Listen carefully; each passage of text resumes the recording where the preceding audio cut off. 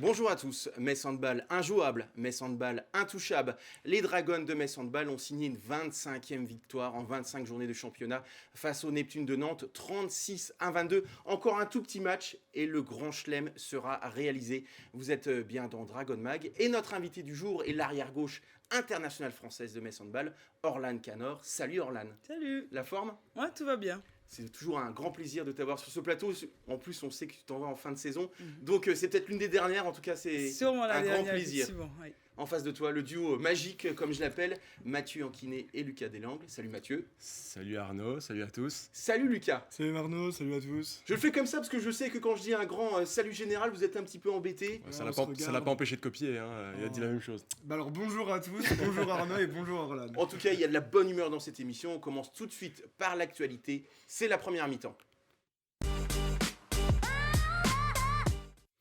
Et c'est vrai qu'Orlan, on s'attendait à un match serré, mercredi soir, entre le premier et le cinquième du championnat. Et finalement, 36-22, victoire facile, on va dire, quand même, de Metz Handball. Ouais, je pense qu'on s'y attendait pas aussi, mais on a très bien défendu. Ivana a fait les arrêts et je pense à chaque fois qu'on allait en attaque, on concrétisait par un but ou en tout cas une action positive. Donc le match s'est déroulé dans la meilleure des façons. Enfin, surtout en tout cas la première mi-temps. En deuxième mi-temps, on a pris un peu plus de buts. D'après moi, peut-être le double de buts qu'on a pu prendre en première. Mais c'était un match, je pense, très construit. On était sérieuse du début jusqu'à la fin.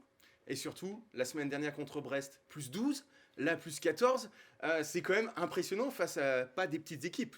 Oui, effectivement, on avait vraiment envie de faire mieux que ce qu'on a fait à Dijon sur notre premier match après la trêve. On a été bousculé concrètement à Dijon parce que je sais pas exactement les raisons, mais elles nous ont bien embêtés. Je pense que c'est à partir de la 50e à peu près, je me rappelle pas exactement, qu'on a pu jouer vraiment notre jeu et être performante. Ça a commencé surtout par de bonnes défenses. Et sur le match de Brest, on avait vraiment envie d'oublier ce qui s'était passé effectivement à Dijon parce qu'on savait que si on faisait le même début de match, on mettait le même contenu, les mêmes ingrédients, on allait forcément être en difficulté contre Brest. Et on a su, en tout cas, à l'heure actuelle, on est sur une bonne dynamique et c'est sympa, ça fait du bien. On sent que vous montez vraiment en puissance par rapport aux échéances finales, les deux finales et le Final Four. À Brest, 2 buts encaissés en deuxième mi-temps. Et là, contre les Neptunes de Nantes, en première mi-temps, pareil, moins de 10 buts. Vous avez été particulièrement cinglante en défense. Ouais, effectivement, là, c'est le moment. Je pense qu'on doit montrer qu'on est costaud en défense. Ça fait du bien de ne pas prendre de but, de faire de bonnes défenses. Je pense que ça nous aide pour aller après en attaque.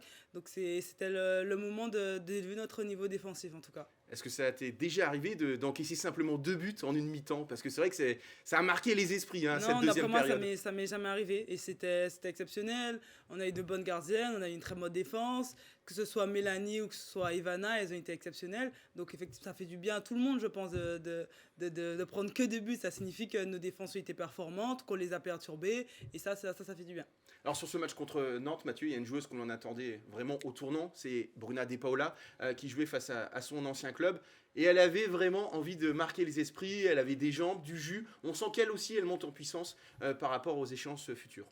Oui, c'est important pour elle parce qu'elle a manqué plusieurs matchs, elle était blessée, ça lui a mis un petit coup d'arrêt dans cette saison qui est assez prolifique et elle revient tranquillement. Et là, contre Nantes, il y avait ce supplément d'âme aussi, son ancienne équipe avec qui elle a gagné un trophée européen, elle avait été élue meilleure joueuse de cette compétition, elle avait envie de montrer à ses anciennes copines qu'elle avait du jeu et qu'elle pouvait leur mettre des sacrés buts et que être avec Bruna De Paula, c'est quand même plus facile que d'être contre elle et elle a su le montrer, même si son match n'est pas parfait, elle a loupé quelques occasions, mais elle a quand même, on le voit sur les images, montré l'étendue de ses appuis comme d'habitude, et ça fait toujours du bien à voir. Tu penses qu'elle va arriver vraiment à son maximum peut-être pour le Final Four et puis les 2 finales contre Brest et l'autre finale, il y en a tellement, contre Besançon en Coupe de France? En tout cas, ses problèmes de blessure semblent être derrière elle. Elle a retrouvé son jeu, elle a retrouvé son sourire sur le terrain, elle a l'air à l'aise, elle est toujours aussi bien dans le groupe. Donc pour moi, c'est une joueuse qui va compter sur les phases finales et c'est un peu le joker de luxe quand même sur sa polyvalence sur les différents postes, sa capacité à faire des différences en attaque. Elle est vraiment importante et elle va apporter quelque chose, c'est sûr. Et on l'a vu vraiment bien s'entendre de mieux en mieux, en tout cas notamment avec Grace Zahadi. On parle de Grace Zahadi, mon cher Lucas, c'est vrai qu'elle est arrivée en cours de saison au mois de mars et elle aussi, elle a dû trouver ses automatismes, ses repères et elle monte en puissance vraiment. Bah, je pense qu'elle avait déjà quelques automatismes et quelques repères de par ses saisons passées. Après, c'est normal, elle arrive quand même dans un groupe qui a un petit peu changé, avec des joueuses qu'elle ne connaissait peut-être pas forcément. Donc forcément, oui, il faut se réhabituer à tout ça. Et puis je pense que, Orlan, tu pourras peut-être mieux le dire que moi, mais le système de jeu a peut-être un peu changé entre quand Grace était là, quand Grace est parti, quand Grace est revenu. Il y a peut-être eu quelques modifications dans le système de jeu. Donc voilà, c'est tout un tas à réapprendre. Oui, il y a eu quelques modifications, mais le gros est toujours le même. Et après, Grace, je pense qu'elle peut s'intégrer dans n'importe quel système assez rapidement dans tous les cas. Je présume que tu es quand même contente de la retrouver pour cette fin de saison. C'est forcément un atout supplémentaire, notamment pour ce Final Four. Oui, clairement, Grace, elle a des capacités extraordinaires en termes de passes ou même pour jouer pour elle. Elle sait très bien jouer pour les autres et pour elle. Donc ça pourra forcément nous aider dans les phases finales ou même sur la fin de saison, clairement. Au niveau des repères, entre vous, c'est quand même assez facile. Ouais, ça va, non, on n'a pas, y a pas beaucoup, on n'a pas perdu puisqu'on était un peu en équipe de France ensemble, mais on n'a pas perdu. Non, c'est toujours, c'est comme avant. J'ai pas de problème avec elle. Tout se passe bien. On a toujours cette affinité. Mathieu, c'est vrai que Orlan en a parlé. Ivana Kapitanovic a sorti une très très bonne première mi-temps face à Nantes. Elle a très bien démarré la rencontre. Alors, je n'ai pas la stat exacte, mais elle a réalisé plusieurs arrêts dès le début. Et puis, elle a été bien aidée par sa défense. Ça a permis de mettre en déroute cette équipe de Nantes qui avait peut-être déjà un petit déficit de confiance vis-à-vis de sa saison. Ce sont des joueuses qui sont toujours sur une certaine instabilité parce que changement de coach, changement de système, instabilité au sein du club, des joueuses qui arrivent, d'autres qui ne jouent plus. Eh bien, elles ont toujours ce besoin de confiance. Et là, elles ont été mises en déroute immédiatement. Et Ivana Kapitanovic a sorti le grand jeu dès le début. Et ça a creusé l'écart parce que finalement, le plus gros écart en première partie, c'est dès l'entrée en jeu avec Ivana qui arrête du bras, du pied, de la tête, de tout ce qu'on veut. Et elle semblait infranchissable. C'est vrai que Lucas elle a une grosse envergure. Ivana, on le voit à l'écran, elle prend de la place dans le but. C'est sûr pour les joueuses adverses, pas si simple de marquer des buts. Si je peux rebondir sur ce que disait Mathieu par rapport à l'équipe de Nantes, elles ont aussi énormément de blessés. On a Fie Waller à l'aile gauche qui est blessée, Diana Basila qui est blessée aussi. Donc du coup, elle joue avec deux ailières gauche, deux centres de formation. On a Orlana Anda et Gordana Mitrovic qui sont blessés aussi. Ça explique aussi, je pense, le manque de confiance. Ivana sort un gros match. La défense est très compacte, très serrée, ce qui fait qu'il n'y a pas beaucoup d'espace. Il y a eu énormément d'échecs au tir. Marie Finstad, c'est 1/7. Barbara Moreto c'est 3/8, Raissa Dapina c'est 0/2.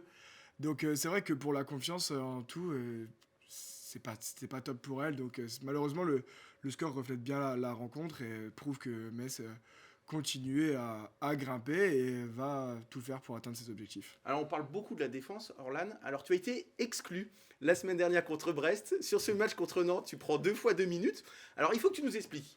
Est-ce que tu es plus souvent surveillé par les arbitres ou alors tu es plus dur sur la joueuse adverse? Je sais pas. Je commence à me poser de vraies questions parce que j'ai pas l'impression de faire des fautes de ouf. Vraiment, je pense que c'est des fautes où on peut siffler effectivement faute, mais pas 2 minutes. Après, ce n'est que mon avis. C'est pas l'avis des arbitres est forcément différent du mien, mais bon, je vais essayer d'être plus discrète, on va dire. C'est plutôt ça, parce que je peux pas faire autre chose. Je pense que j'essaie de défendre un peu dur. Je pense que c'est comme ça qu'on peut récupérer des ballons, mais effectivement, j'aimerais quand même défendre dur sans prendre 2 minutes. Ça serait cool pour l'équipe, je pense. Alors pour être honnête, Mathieu, il n'a pas voulu se mouiller quand je lui ai dit. Je trouve que les arbitres sont plutôt sévères avec Orlan. Orlan, il a dit oui, je me mouille pas sur ce sujet. J'ai surtout dit, l'arbitre a toujours raison, c'est comme ça qu'il faut voir le sport. De toute façon, on peut râler autant qu'on veut, une fois que l'arbitre a sorti le sifflet et a indiqué qu'il y avait faute et qu'il y avait 2 minutes, il reviendra jamais en arrière. Donc il faut composer avec, comme l'a dit Orlan, il faut être discret. Ouais, moi je persiste à dire en tout cas que certaines décisions ont été très sévères à ton encontre, surtout sur ce match contre Nantes. Ouais, on a revu cette action notamment où tu essayes de récupérer simplement le ballon. J'ai touché la balle tout simplement, mais bon, ils ont décidé autrement. Faut pas oublier quand même que le hand ça reste un sport de contact. Exactement. On la revoit cette première exclusion. Ouais, voilà. Je trouve, en regardant encore, je trouve que ça va encore. Ouais, parce que franchement, si on commence à mettre des 2 minutes là-dessus, on n'arrête pas. Hein. Tout à fait. Lucas, ton avis? Non, pour moi, il n'y a pas 2 minutes non plus. On revient à la faute. On peut faire un avertissement. Mais après, si on commence, comme tu dis, si on commence à mettre des 2 minutes un peu pour tout, je pense que après ça veut dire que ça doit être des sanctions qui doivent être progressives. C'est-à-dire que si là-dessus, on met 2 minutes, sur une faute qui est plus grave, qu'est-ce qu'on fait? On met un carton rouge directement. Et après, on s'en sort plus. Et les arbitres, ils sortent de leur match. Ça déstabilise et les joueuses et les supporters et le banc. Et après, ça tourne un peu au fiasco. Donc, exact. Il faut dire aussi, alors ça c'est mon interprétation, que les arbitres sont humains et parfois j'ai Totalement. l'impression que Ah, tout à certaines fait. compensations Totalement. d'une faute à une autre. Voilà. Oui, ça fait partie du jeu, effectivement. On va parler de ce match de ce week-end contre Paris. Orlan, 26e victoire, obligé, le grand chelem historique. Bon, on espère. On espère que ça va se passer comme ça. En tout cas, on va faire tout ce qu'il faut pour le faire. Ça serait très beau pour le club. Ça serait l'une des premières fois, d'après moi. On n'y est pas encore. Donc, on va travailler. On a encore un entraînement cet après-midi. Demain, non, on va en déplacement. Mais je pense qu'on est bien parti avec le match qu'on a pu faire contre Nantes. On est en confiance, je pense. Et ça va être un beau match de handball, c'est sûr. Vous dites pas, et voilà, la semaine prochaine, il y a la finale, aller-retour. Match après match, comme on dit dans le jargon des sportifs d'une manière générale. Ouais. Mais là, c'est vrai que vraiment, il y a ce match qui peut marquer l'histoire. Ouais, ce match peut marquer l'histoire. Je pense qu'on a toute hâte de ce match. On veut, je pense, faire une belle performance. C'est notre dernier match de saison régulière. C'est important pour tout le monde. Si on fait un bon match, je pense qu'on va être bien parti pour enchaîner toutes ces finales qui arrivent. Mathieu, sur ce match à Paris, dans la capitale. Ouais, ça va être intéressant parce qu'en plus l'équipe de Paris, on l'a dit et répété, c'est une équipe qui a des petits accents messins quand même sur les bords. Yacine Messaoudi, Un peu beaucoup. plusieurs joueuses qui sont passées par Metz également. Donc ce sont toujours des rencontres un petit peu sympas à observer. Quand il y a des gens en face qui connaissent bien le système de Metz Handball, qui ont travaillé avec Metz Handball, qui ont cet état d'esprit aussi, et bien voir comment est-ce qu'on met des choses en place pour contrer Metz Handball et voir que ça réussit pas, c'est toujours sympa. Mais c'est toujours des rencontres qui sont intéressantes. Ça, plus 15 au match aller, on avait vu que effectivement, malgré les anciennes Messines et malgré la dynamique qui les animait, il n'y avait pas eu de match ce jour-là. Donc, à voir ce que ça va donner. Mais en tout cas, on espère vraiment le grand chelem. Ce serait historique et ce serait une bonne première étape sur les échéances de fin de saison. Lucas, Paris qui va vouloir faire tomber Metz Handball, évidemment, et qui a envie de se reprendre après la défaite de ce milieu de semaine à Brest, 26-19. Ouais, bien sûr, je pense que toute équipe a envie de faire tomber Metz Handball, de toute façon. Après, grossièrement parlant, en termes de classement, Metz Handball n'a plus rien à jouer parce qu'on est assuré de finir premier. Paris n'a plus rien à jouer parce qu'ils sont assurés de terminer troisième aussi. Mais voilà, ça va être un match piège parce que c'est le dernier match d'une saison à domicile pour les Parisiennes. Elles ont forcément envie de finir la saison un peu en apothéose en faisant tomber Metz Handball. Maintenant, je pense que Metz Handball aujourd'hui est assez confiant pour se dire il faut pas le prendre à la légère. On peut faire notre 26e victoire sur 26 matchs. Même si on est sûr d'être première, il faut y aller, il faut le gagner. Et de toute façon, c'est pas dans la mentalité de Metz Handball de laisser passer un match qu'on soit qualifié, qu'on soit pas qualifié. Metz Handball, c'est victoire, victoire, victoire et rien d'autre. Je pense qu'on peut faire confiance, Orlan, à Manu pour être rigoureux jusqu'au bout. Tout à fait. On a déjà eu quelques mauvaises expériences en allant à Paris. Donc je pense que ça sera vraiment important de faire un beau match. Ouais. Mathieu, je voulais revenir aussi avec toi sur ce qui s'est passé le week-end dernier sur la scène européenne, l'European Handball League, et la victoire de Bietigheim, cette équipe allemande avec une ancienne Messine que l'on connaît bien ici sur ce plateau. C'est Xenia Smith qui a fait vraiment les beaux jours, qui était là en 2019 au Final Four et qui a été élue MVP en lieu et place de Bruna De Paola qui succède, puisque l'an dernier c'est Nantes qui avait remporté ce trophée. Ouais, ça fait plaisir. Moi, je me souviens de certaines personnes qui, après son départ, disaient mais qu'est-ce qu'elle va s'enterrer à Bietigheim, qu'est-ce qu'elle va y faire, elle va plus toucher un seul trophée, il se passera plus rien pour elle, c'est sa fin de carrière. C'était quand même un petit peu exagéré, et là ça fait plaisir. Voilà, ça fait quand même plaisir de la voir. C'est une joueuse exceptionnelle. Elle avait été élue parmi les meilleures joueuses du championnat de France. Elle a un très beau palmarès avec Metz Handball, et voir qu'elle continue de performer, qu'elle va chercher des trophées. Elle fait une super saison avec Bietigheim et aller soulever cette European Handball League. European Handball League, voilà, le terme m'échappait. Et ben c'est un bel accomplissement parce qu'elle est relevée cette compétition. On était très content quand Nantes l'a gagnée l'année dernière et que c'était Bruna la meilleure joueuse. Et bien là, on peut se réjouir que cette joueuse-là, qui a tant apporté à Metz, puisse le faire aussi. Est-ce que tu as gardé des contacts avec Xenia, et qu'est-ce que tu penses de ce trophée, de cette récompense pour elle? C'est très bien pour elle. Elle a eu effectivement... après sa blessure à l'épaule, ça a été des périodes un peu difficiles pour elle, et maintenant je pense qu'elle est revenue à son meilleur des niveaux, et je suis vraiment juste très contente pour elle. On parle quelques fois par message, mais toujours beaucoup d'affection pour elle. Lucas, en face de Bietigheim, je ne sais pas si tu as regardé la finale, je sais que tu adores le hand, c'était Viborg d'une certaine Christina Jorgensen, évidemment, qui n'a pas pu porter son équipe vers la victoire. Alors elle apportera l'année prochaine en Ligue des Champions avec Metz. En tout cas, c'était une belle Non, affiche. c'était une belle affiche. Hein. C'est deux équipes voilà, qui, sur le plan européen, en European League, ont fait des belles choses. Après, voilà, pour BT Game, on l'a vu la saison passée, l'étape pour la Ligue des Champions est encore un petit peu haute. Malgré un effectif bien rodé et bien construit.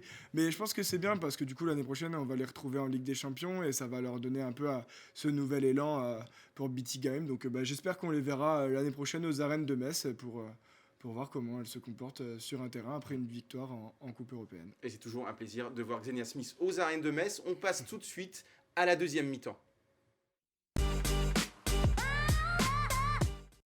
Et on va revenir sur le classement de ce championnat de France, si vous le voulez bien, pour s'apercevoir donc du carton plein de Metz Handball. 25 matchs, 75 points.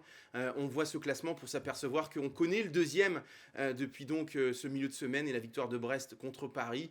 On assistera donc, Orlan, aux chaudes retrouvailles entre Metz Handball et les Rebelles de Brest pour cette grande finale. La semaine prochaine déjà, je suis sûr que vous avez hâte d'en découdre avec vos éternels rivales. Oui, je pense qu'on a... après le match qu'on a pu faire la semaine dernière, on a encore envie de faire un beau match. Je pense que si on met les mêmes ingrédients, qu'on est aussi rigoureuse comme on a pu être en défense, que ce soit en attaque ou en défense, je pense qu'on a mis beaucoup d'intensité dans nos tirs parce qu'elles ont de très bonnes gardiennes. Je pense que le match aurait pu être différent si les gardiennes avaient pu faire la différence. Donc ça peut arriver sur les prochaines rencontres. Donc si on reste toujours aussi exigeante, je pense que le match pourra avoir une issue assez positive pour nous. Il faut toujours qu'on soit rigoureux, ça sera le mot d'ordre, je pense. Est-ce que tu penses que vous leur avez mis comme un sacré coup derrière la tête en gagnant, je le rappelle, 24-12, plus 12 là-bas.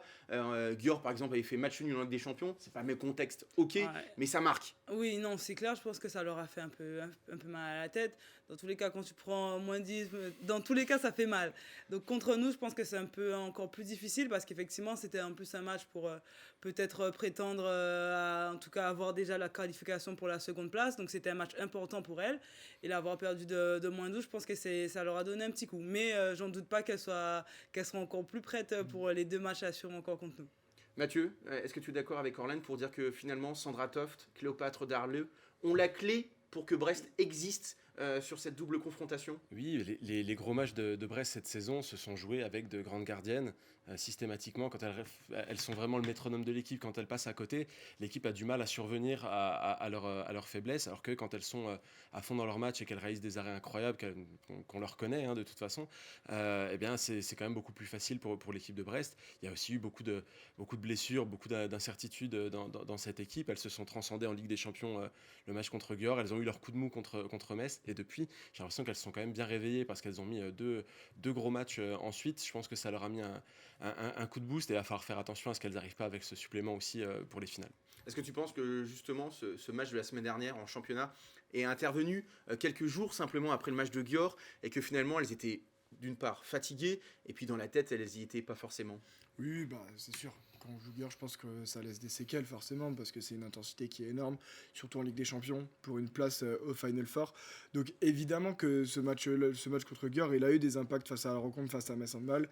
Après, moi, ça me fait extrêmement... Enfin, autant j'étais très content qu'on ait pu mettre plus 12 à Brest, mais maintenant, ça me fait peur parce que je me dis qu'elles vont être énormément revanchardes parce que c'est une équipe... Enfin, c'est des championnes, quoi. C'est un énorme collectif, c'est des énormes joueuses. C'est vrai que, bon, moi, depuis la saison dernière, j'ai du mal, mais c'est... voilà, non, mais il faut dire la vérité, c'est que c'est des championnes et... Je pense que ça les a piqué dans leur ego un jour, 2 jours, mais après, pour faire les scores qu'elles ont fait contre Nice et contre Paris, je pense que ça a été oublié. Et là, c'est une finale, et elles le savent aussi bien que Metz Handball. Une finale, ça ne se joue pas, ça se gagne. Donc ça me fait peur, mais je reste quand même confiant. Après ce qui se passait la saison dernière, j'ai peur, mais je me sens plus serein que la saison dernière quand même. Par rapport justement à la saison passée, forcément, il y a un gros esprit de revanche. Brest avait remporté le doublé. Cette saison, c'est pour Metz Handball. On l'espère, on va tout faire en tout cas pour que ce soit pour nous cette année. C'est clair que quand on va jouer à Brest, quand on joue contre Brest, on repense à ce qui s'est pu se passer parce que c'était très, très, très dur la première défaite, les moins 11 d'après moi, ça m'a traumatisé. Je pense que beaucoup de joueuses qui ont vécu ça les a un peu traumatisés. Donc on a envie de redorer ce blason contre Brest quoi, et gagner tous les matchs qui arrivent. Quoi. Vraiment, ça serait ça serait bien rattrapé, on va dire, la saison passée, même si c'est du passé. Alors on va revoir les matchs de cette double finale, puisque le match aller en Bretagne aura lieu jeudi prochain et la finale retour aura lieu le dimanche 29 mai à partir de 15h15. C'est vrai que c'est quand même un sacré avantage, on l'a vu l'an dernier, d'avoir, Mathieu, ce match retour à domicile. Bien sûr, ça fait toute la différence. Pour ce match retour, on s'attend à voir les arènes pleines, tout le monde en jaune et une ambiance de folie. On sait que le club travaille fort là-dessus. Le service communication est en train de mettre les bouchées doubles pour que ce soit un événement incroyable. Donc, on peut faire confiance à Léa Guillou pour nous sortir le grand jeu. Aucun souci là-dessus. Non, mais même toute l'équipe qui est autour, Oui. elle est pas seule et vraiment ça travaille dur. Et je pense qu'on aura un beau spectacle aux arènes sur et en dehors du terrain. Et ça, c'est ce qui est important. On a besoin d'avoir des belles fêtes pour le handball féminin et de montrer que c'est un sport, au-delà du club, même un sport en général qui mérite de l'attention. On va passer à la troisième et dernière partie de cette émission, c'est la conférence de presse.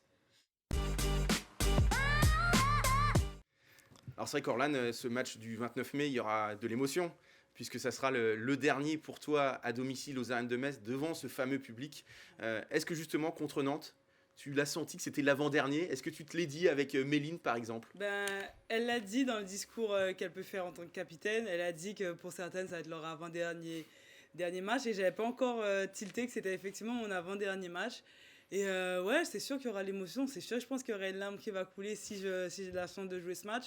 Ouais, je pense que ça va être rempli d'émotions. Partagez ça, on voit les images de Méline contre Nantes. Ta grande copine, forcément, ça donne un petit peu de saveur particulière. Oui, partir avec elle, c'est effectivement, on arrive ensemble, on repart entre guillemets ensemble, c'est particulier et ça fait, je pense qu'on a fait ce qu'on avait à faire, on a pris de tout ce qu'on avait à prendre de Metz, on remerciera le club à jamais. Je pense que beaucoup de joueuses, Béatrice Elgis, Laura Glauser, grâce tout ça, quand tu sors de Metz, c'est particulier, c'est un autre sentiment, c'est une famille Metz, on n'oubliera jamais Metz et ça sera... Je pense que je continuerai à suivre, pas parce que ma série est, mais je continuerai à suivre Metz parce que c'est comme ça, c'est une famille, on a grandi là-bas et c'est comme ça, vraiment, c'est particulier Metz. Alors on vient de voir un petit peu le fameux kung-fu entre Chloé Valentini et Méline Nocandi. J'aimerais qu'on le revoie si c'est possible de la part de la régie, parce que ce kung-fu il était magique, mais Wow. on a revu avec des images arrêtées. Ralenti, Je crois que Méline fait une zone. Une belle zone. Ouais. elle mange la jaune. On est d'accord. Oui. Concrètement, oui. Mais bon, c'est spectacle. Des Ouais. fois, on accepte des buts parce que c'est joli. Et voilà. Là, elle était magnifiquement fait. Juste la zone, mais sinon, c'est très bien fait. On est d'accord en tout cas pour la zone, mais Oui. c'est vrai que ce kung-fu, Il était magnifique. il était magnifique. C'était au bon moment, c'était bien placé, l'intervalle était grand ouvert et c'était la solution. Et puis je sais pas ce qu'avait Chloé en cette fin de match, mais elle voulait faire des kung-fu avec tout le monde presque à la fin. Elle s'est lâchée. Mathieu, une question pour Orlan. Alors, on a parlé, fin de saison, elle peut être historique, le 26/26, la Ligue des Champions, etc. Mais là, comme c'est un peu une de tes dernières, regardons dans le rétro, qu'est-ce que tu vas retenir de Metz en Metz? Tu vas retenir un événement, un trophée, une chose que tu as accomplie ici? Wow, c'est compliqué, hein. Je sais. C'est compliqué, hein. Mais Le premier Final Four peut-être? oui, je pense, parce que c'est le premier Final Four où je me suis dit, bon Dieu, j'espère pouvoir y retourner un jour. À ce moment-là, c'était il y a 3 ans, j'étais un peu plus jeune, donc j'avais moins de temps de jeu dans l'équipe, donc j'ai moins pu aider l'équipe. Et là, effectivement, je pense que j'aurai un rôle vraiment plus gros dans l'équipe et j'espère pouvoir apporter le plus possible à l'équipe. Et je pense, c'est le souvenir quand tu vas au Final Four, les émotions, le public, c'est un autre monde, c'est une compétition magnifique. En peu de temps, tu as tant de choses à réaliser. Tu dois gagner un match le samedi et l'autre match le dimanche pour avoir de grandes choses. Donc effectivement, c'est plein d'émotions en peu de temps. Est-ce que justement, lors de ce premier Final Four, vous y aviez été pris peut-être par l'événement? C'était tellement grandiose, c'était la première, que cette fois-ci, vous ne vous ferez pas avoir? Je sais pas, on n'y est pas encore, mais c'est clair qu'on était, je pense, un peu timide. C'était notre premier, incroyable saison en plus, mais j'espère qu'on aura appris de tout ça et qu'on va arriver un peu plus conquérante. Et voilà. Lucas? Mathieu, il parlait de regarder dans le rétro. Moi, je veux qu'on voit un peu plus loin. Comment tu appréhendes un peu ce déménagement, Ce nouveau départ. ce départ, quoi, parce que voilà, c'est un autre pays, Ouais. c'est tout nouveau. Il faut rappeler que tu vas donc au Rapid Bucarest. Exact. Pour l'instant, j'y pense pas trop. J'essaie de faire des cartons, mais ça avance jamais. comme Laura il garde notre appart, donc j'aurai la moitié de mes affaires, même plus de mes affaires qui seront encore là-bas. Pour l'instant, je sais que la saison se finit le 11. Normalement, avec Ivana, il devrait nous emmener un camion pour qu'on puisse débarrasser le maximum de nos affaires déjà vers la Roumanie. Et après, on verra. Hein. Normalement, je rentre le 5 juillet de Guadeloupe. On verra après comment on va faire le déménagement. Mais à l'heure actuelle, vraiment, je profite de tout ce que je peux prendre avec Metz, toutes les émotions. La dernière fois, je me baladais en ville. Je me dis, waouh, ben, c'est peut-être les derniers moments que je peux avoir vraiment à Metz. Voilà. Justement, avant de déménager en Roumanie, il y a ce match contre Vipers. Qu'est-ce que tu en penses? Vous les avez battus 2 fois cette saison. Ouais. Est-ce que c'est un bon tirage ou il n'y a pas forcément de bon tirage quand on arrive en Ligue des Champions au Final Four? Oui, il n'y a pas forcément de bon tirage. On dira que comme on a pu perdre 2 fois contre Győr, on dira effectivement qu'il ne vaut mieux pas qu'on tombe contre Győr. Mais on doit gagner toutes les équipes pour gagner le Final Four, entre guillemets. Donc c'est un bon tirage parce qu'effectivement, on sait ce qui a fonctionné. Donc ça, c'est bien. Et après, on doit essayer de refaire juste les mêmes ingrédients. Elles peuvent aussi augmenter notre niveau de jeu. Donc, il faut qu'on soit prête aussi à qu'elles aient changé des choses. Parce que pour performer, je pense qu'il faut toujours un peu modifier. Des fois, son jeu, quand ça ne fonctionne pas, il faut savoir se remettre en question. Et je pense qu'elles vont le faire sur les quelques semaines qui restent avant ce fameux Final Four. J'arrête de parler du syndrome Rostov parce que je ne veux pas porter l'œil. Non. Donc Mathieu, la dernière question. Ouais, j'avais encore une question sur Bucarest, justement. C'est un club qui a une histoire, mais une histoire qui est assez lointaine. Il y a eu des trophées dans les années 60, 90, début 2000. Mais depuis, ça s'est un petit peu perdu. Et là, c'est un club qui est en train de revenir sur le devant de la scène. Comment toi, tu vois la dynamique de cette équipe, leur retour sur le devant de la scène? C'est une équipe, en vrai, j'ai découverte quand ils m'ont proposé un contrat, en fait, parce que j'avais pas du tout... Je regardais pas forcément la Roumanie, j'avais forcément vu le CSM Bucarest et c'est tout. Et quand j'ai commencé à voir, ils ont beaucoup d'ambition, ils ont construit une équipe pour faire quelque chose. À l'heure actuelle, elles sont premières du championnat. Il reste 2 ou 3 journées et ça va se discuter entre elles et le CSM Bucarest pour la première place. Non, ils ont de l'ambition. Le coach, c'est un coach espagnol qui a envie d'en tout cas travailler avec moi et qui apparemment est très, très intéressant. Donc j'ai hâte de découvrir tout ça. Ils ont des ambitions, ils ont vraiment beaucoup d'ambitions, donc je suis contente de faire partie en tout cas de cette équipe. Et en plus, je pars avec Ivana, donc on a cette rage de vaincre, je pense, inculquée par Metz, et j'espère qu'on pourra en tout cas la donner à ce club, les accompagner et faire quelque chose de grand avec ce club. Et puis au-delà d'Ivana, ça parle un peu français dans la ville, j'ai cru comprendre. Oui, il y a 2-3 joueuses dans le coin. Exactement, on ne sera pas toute seule. C'est clair qu'il y aura du monde. Il y aura Alexandra qui sera avec moi, il y a Kali, il y a Kapipi, Siraba qui sera là-bas. Donc effectivement, je ne serai pas toute seule. Je pense qu'elles pourront vraiment m'accompagner. Siraba, quand ils m'ont contacté, le Rapide, je lui ai demandé ce qu'elle en pensait parce qu'effectivement, elle est en Roumanie. Donc elle sait à peu près ce qui peut se passer. Et elle m'a dit que c'était quelque chose, c'était un bon club qui avait de l'ambition. Donc, en tant qu'ex-capitaine de l'équipe de France, j'ai forcément écouté attentivement.